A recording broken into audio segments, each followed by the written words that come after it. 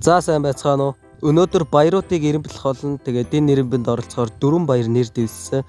Цагаан сар, наадам, шинжил, төрсөн өдөр гэсэн энэ 4 баярыг 1-4 хүртэл жигсах болно. Тэгээд эхлэхээс өмнө хэлэхэд бол энэ бол зөвхөн миний л бодлоор шүү. Тэгээд хүн хүний бодол өөр.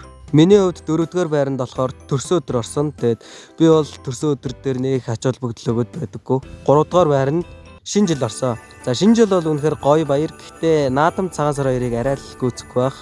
Тэгээд зарим хүмүүсээ одоо шинэ жил хамгийн дуртай баяр нь байж магадгүй. За 2-р байрыг тодруулах гэж ер нь бол нэлээх бодлоо. Яг нөгөө хамгийн шилдэг аним Наруто юу One Piece үү гэдэг шиг л юм боллоо. Гэхдээ би шийдвэрээ гаргасан. 2-р байранд наадам орсон. Тэгээд наадмаар бол ер нь бол Монгол хүн болж төрсөндөө үнэхээр их баярлж бахархдаг. Тэгээд манай үндэсний гоё баяр.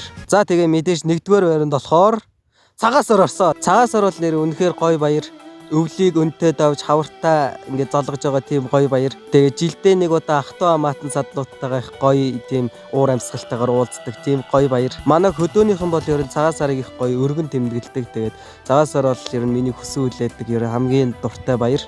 Одоо 2 сар гараад гоё цагаан сарын уур амьсгал ороод их гоё байна. Цагаан сараар моринаа л айл хэсэгч бас гоё шүү. За тэгээд та нар ч бас ингээд энэ 4 баярыг 1-4 хүртэл ирэмблээрээ. Тэгээд энэ удаагийн бичлэг ингээд дууслаа.